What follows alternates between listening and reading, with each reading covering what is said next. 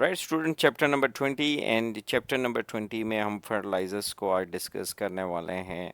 And fertilisers क्या होते हैं, नाइट्रोजन, पोटाशियम एंड फास्फोरस जो फर्टिलाइजर्स हैं ये प्लांट न्यूट्रिशन में कैसे हेल्प आउट करते हैं।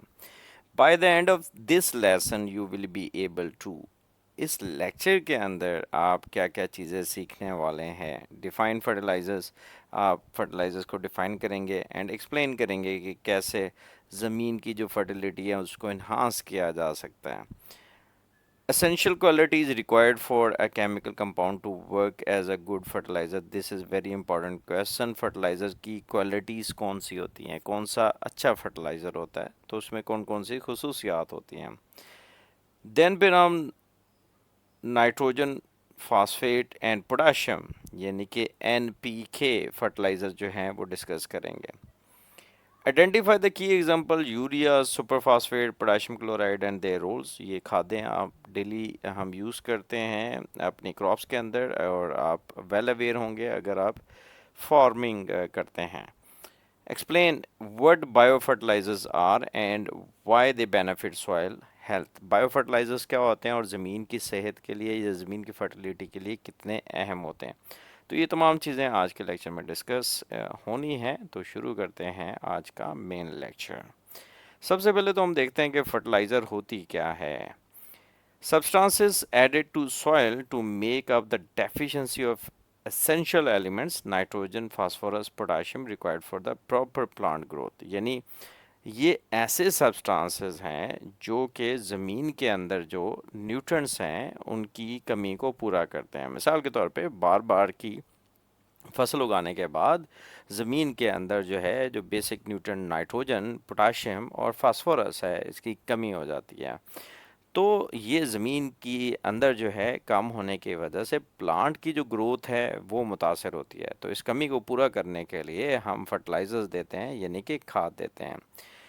Requirements of a fertilizer. Desired element must be in a water soluble form readily available to the plants. तो फर्टिलाइज़र के अंदर जो है हमारे डिज़ायर एलिमेंट्स होने चाहिए, वो एलिमेंट्स होने चाहिए जिनको पौधों की ज़रूरत है, जो कि पौधे को चाहिए और ये पानी के अंदर हल हो ताकि प्लांट्स को आसानी से मिल सकें। Must be stable in soil and in storage. जब आप उनको स्टोर करते हैं तब भी स्टेबल हों और जब ये सॉइल के अंदर जाएं तो तब भी स्टेबल हों। शुड नॉट एब्जॉर्ब मॉइस्चर और turn into the hard stony lumps. ना ही ये नमी को जज़ब करें, ना ही ये सख्त हो जाएं कि एक पत्थर की तरह हो जाएं ताकि जो है वो प्लांट इनको एब्जॉर्ब भी ना कर सके। Above all it must be cheap and easy to manufacture. सस्ते होने चाहिए और आसानी से तैयार हो सकें। What makes a good fertilizer? Number one, nutrients readily available to the plants. Number one. Second, fairly soluble in water, पानी के अंदर हल होने चाहिए. Not injurious or harmful to the plants. Plants के लिए नुकसानदेह ना हो. Inexpensive to produce and apply. आसानी से तैयार किया जा सकता हो और सस्ते हो. Stable available to the plants over a longer time. Stable हों ताकि ये प्लांट के लिए एक लंबे अरसे तक जो है वो रिक्वायर्ड हों या अवेलेबल हों। Does not alter the pH of the soil. ज़मीन की जो पीएच है उसको चेंज ना करें। Converted bye rain and water into the form plants absorb easily. अगर बारिश हुई है या पानी आया है और पानी मौजूद है तो एक ऐसी शक्ल में या ऐसी सॉल्युबल फॉर्म में चले जाएं ताकि प्लांट इनको बआसानी जज़ब कर लें। We have 3 types of the fertilizers. Classification की हम बात करेंगे तो नाइट्रोजन फर्टिलाइजर्स, फास्फेट फर्टिलाइजर या phosphorus fertilizers and potassium fertilizers. Nitrogen fertilizer जैसे कि नाम से ज़ाहिर है नाइट्रोजन जो है वो सप्लाई करता है। एंड नाइट्रोजन क्यों ज़रूरी है? ये स्टेम को बिल्ड करती है, लीफ को बिल्ड करती है और प्रोटीन बनाने में अहम किरदार अदा करती है। फास्फोरस, फास्फेटिक जो फर्टिलाइजर्स हैं वो फास्फोरस प्रोवाइड करेंगे। ये रूट सिस्टम को बूस्ट करेगी, सीड को बूस्ट करेगी एंड फ्रूटिंग को जो है वो हेल्दी करेगी।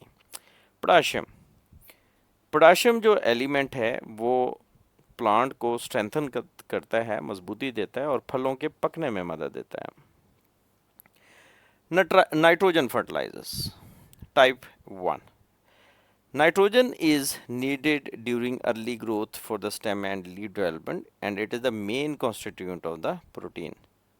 प्रोटीन के एक अहम हिस्सा है, पौधे को इब्तदाई नशोनुमा में इसकी ज़रूरत होती है। ये पत्तों को ग्रीन कलर देता है और यील्ड एंड क्वालिटी को भी बढ़ाता है। एग्जाम्पल में हमारे पास दीज आर द फर्टिलाइजर्स, ये कोई से 3-4 आप याद कर लें। अमोनियम सल्फेट है, कैल्शियम साइनामाइड है, ammonia, ammonium nitrate, ammonium phosphate, ammonium chloride and urea. Urea जो है that is the most concentrated one and it contain 46% nitrogen content. सबसे ज़्यादा जो वाइडली यूज़ हो रहा है पाकिस्तान के अंदर ख़ास तौर पे वो यूरिया फर्टिलाइज़र है। Right, ammonium nitrate avoid on paddy rice, यानी कि जिसमें एक हमवार खेत नहीं होता बल्कि मुख्तलिफ ढलवानों की शक्ल में जो है वो बनाया गया होता है, तो वहाँ पे जो है अमोनियम नाइट्रेट जो है उसके अप्लाई नहीं किया जाता। क्यों नहीं किया जाता? Microbial bacteria in flooded field decompose it to nitrogen gas. Ammonium nitrate को जो है वो डिकम्पोज करके नाइट्रोजन गैस में कन्वर्ट करता है। कौन? Microbial bacteria. Often combine with the limestone, it is hygroscopic, और लाइमस्टोन के साथ भी ये कंबाइन हो सकता है और ये हाइग्रोस्कोपिक है, मॉइस्चर एब्सॉर्बिंग है। Phosphorus, the type 2, and phosphorus stimulate early growth and accelerate seed and fruit formation in later growth stages. It provide also resistant to the disease. कौन कौन से important है जी? Superphosphate, that is CaH2PO4 twice, या calcium superphosphate इसको कहते हैं। Triple phosphate NH4 2HPO4 या di ammonium phosphate. Right, ये आपके पास जो है वो वाटर सॉल्युबल फर्टिलाइजर्स हैं। Third fertilizer is the potassium, and potassium क्या करता है? It build starch, sugar and fibrous material in plants. Starch, sugar और फाइब्रस मटेरियल जो हैं वो प्लांट के अंदर उनको बिल्ड करता है। डिजीज़ रेजिस्टेंस यानी इम्यूनिटी बढ़ाता है प्लांट के अंदर, और ये प्लांट को स्ट्रॉन्ग करेगा, हेल्दी रूट डेवलपमेंट में मदद देगा, सीड को, फ्रूट को और जो सीरियल्स हैं यानी कि दालें वगैरह हैं उनको पकने में मदद देता है। कॉमन एग्जांपल में हमारे पास है जी potassium chloride, potassium sulphate and potassium nitrate. किसके लिए यूज़फुल है? टोबैको, तंबाकू के लिए, कॉफ़ी प्लांट के लिए, पोटैटो के लिए और कॉर्न या मकई के पौधे के लिए।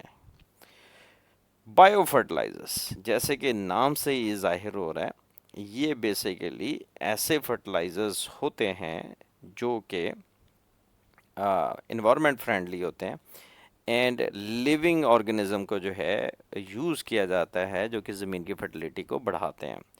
Environmental provider and environment friendly provide soil essential nutrients as well as the microbes plants need to grow, improve soil health and structure, increases biodiversity को increase करता है and harmful chemicals को कम करता है, prevent soil degradation, soil की जो degrade होना है या उसकी quality की जो नाकस होना है उसको भी कम करता है या उससे भी बचाता है।